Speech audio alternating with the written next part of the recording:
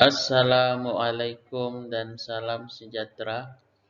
Kali ini kita akan membincangkan soalan peperiksaan akhir sesi Jun 2018 soalan 3E. Energy loss for fluid flowing within a pipe system can be divided into major and minor loss.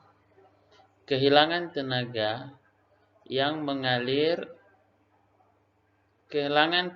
bendalir yang mengalir di dalam sistem pipe boleh dibahagikan kepada kehilangan major dan kehilangan minor.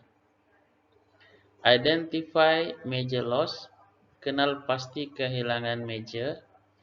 Identify minor loss, kenal pasti kehilangan minor. Explain a situation where the minor loss is higher than the major loss. Terangkan situasi di mana kehilangan minor ataupun kehilangan kecil lebih besar nilainya daripada kehilangan major ataupun kehilangan besar. The loss of heat or energy due to friction in a pipe is known as major loss.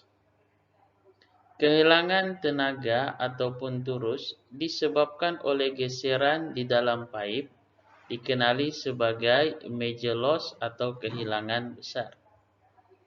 While the loss of energy due to change of velocity of the flowing fluid in magnitude or direction is called minor loss or of energy.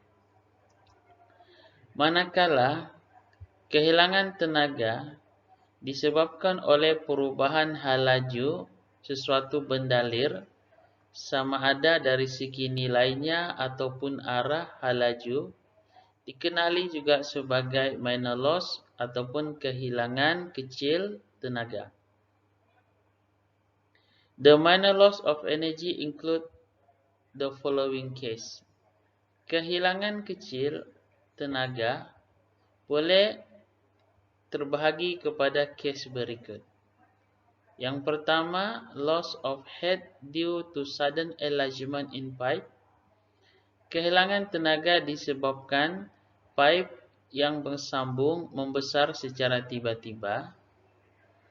Loss of heat due to sudden contraction in a pipe. Kehilangan tenaga ataupun kehilangan turus disebabkan pengecilan pipe secara mendadak.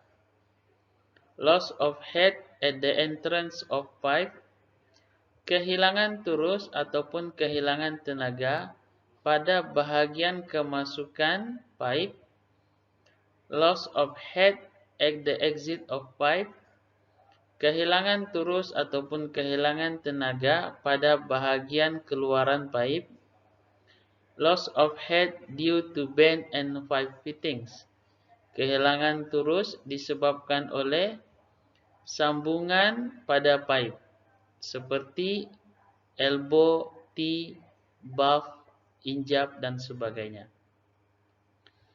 For a pipe system that contains many components and a relatively short length of pipe, the minor loss may actually be larger than the major loss. Bagi sistem pipe yang mengandungi ataupun yang mempunyai banyak komponen seperti banyak menggunakan elbow, banyak menggunakan T, banyak menggunakan injap dan sebagainya, ataupun banyak berlaku benda-benda seperti di atas ini dalam sistem pipe tersebut, yang mana pipe tersebut panjangnya adalah pendek, maka kehilangan tenaga kecil atau minor loss akan mempunyai nilai yang besar daripada kehilangan tenaga utama ataupun major loss, yaitu kehilangan tenaga yang disebabkan oleh geseran. Sekian, terima kasih.